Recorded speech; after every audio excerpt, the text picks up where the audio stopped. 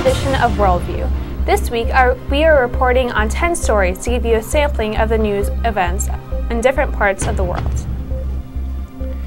In the Middle East, the American embassy in Turkey was bombed. An outlawed Turkish Marxist-Leninist group has been blamed. Many feel that it was the work of the Islamist terrorists.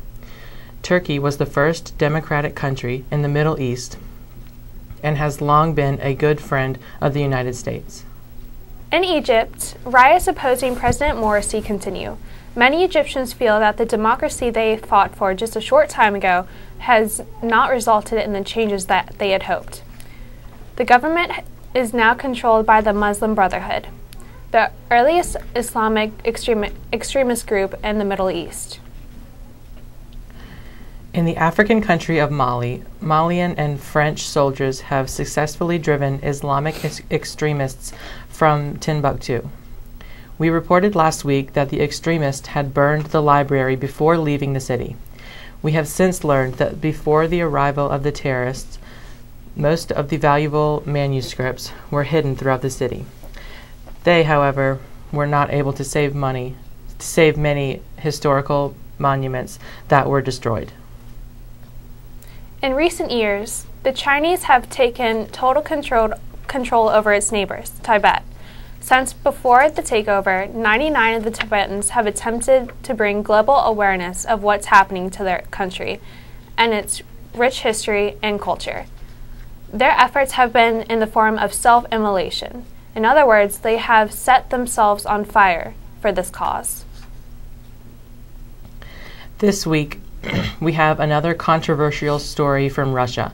The Russian parliament has begun debating a bill that would take extreme measures to end any attempt by Russia's gay community to gain rights. Both pro-gay citizens and anti-gay citizens have marched outside the parliament. At times, heckling, scuffling, and egg-throwing have been observed.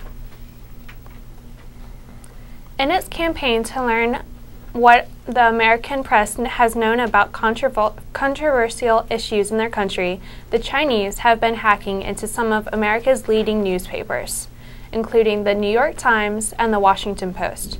Hacking reached a high level in recently when the newspapers were reporting on corruption in the highest levels of the Chinese Communist Party.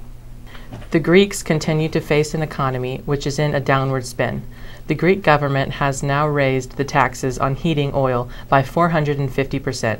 This is especially troublesome since the unemployment rate in Greece is at a whopping 26.8%. Greeks worry about how they will heat their homes this winter. In October, a member of the Taliban shot an Afghan girl for her blog calling for the education of women. She has been in a London hospital for 5 months. Doctors report that she is making a steady recovery and will stay in the hospital for rehabilitation.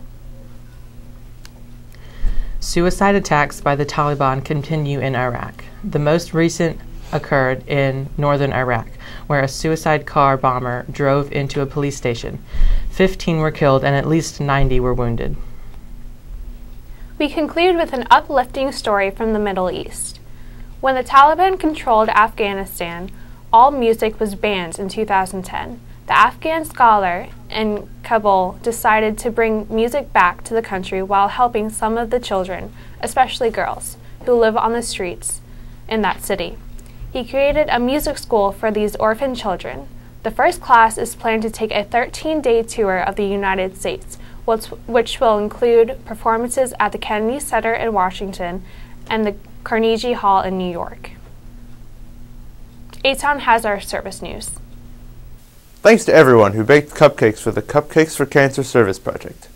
And thanks to everyone who purchased these donations. The final count of money raised is not yet in, but the estimate is over $1,500. Winners will be announced on the assembly on Monday. The 8th and 9th grade lock-in, which was postponed, will be held on Friday night. Remember, you must bring a usable coat or a blanket donation for admission. You also need to arrange with your parents to be picked up on Saturday morning. Thanks to everyone who participated in Spirit Week. That's it for service news. Lolo has the Summit Sports News. Last weekend, Both varsity basketball teams traveled to Asheville to play Carolina Day School and Rabun Gap. Both teams beat Carolina Day School, with the girls winning by 17 points and the boys winning 59-28.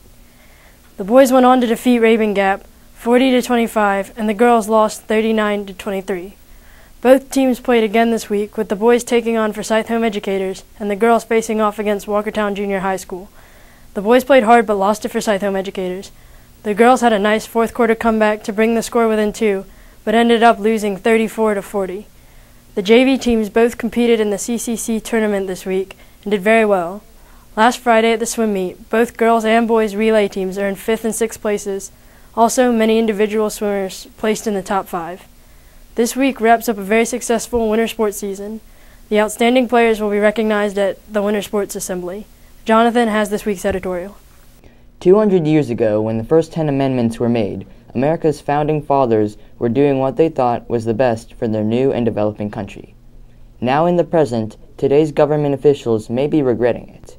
With the deadly shootings in Sandy Hook Elementary School and the Aurora Theater in the past few months, the president is trying to enforce gun laws and restrictions. Unfortunately, gun fanatics and legal experts say that this is against their Second Amendment rights, which, summarized, gives Americans the right to bear arms.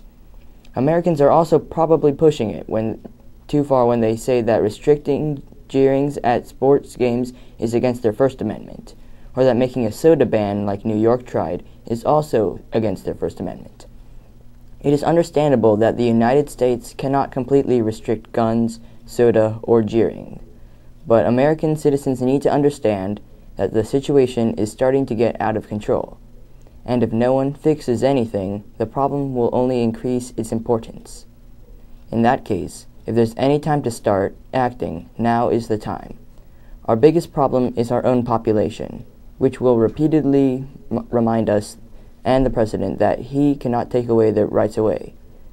Their eagerness to keep everything the way it is may be blinding them from seeing what a bigger issue it is to remain this way currently. While the First Amendment has more parts to it than the other amendments and is harder to go around, the Second Amendment may need an update. One gun fanatic who is against the law restrictions on guns says about Sandy Hook's, "A gun didn't kill all those children. A disturbed man killed all those children." The only flaw with his logic is that there are too many disturbed men in the world, and their access to very dangerous weapons is much too simple. If we just gave away guns that easily, we will most likely hear more tragedies of shootings in public. It seems that the only people who understand that now are those who have lost relatives to gunmen. Thank you for watching this week. We look forward to our next WorldView in 7 days.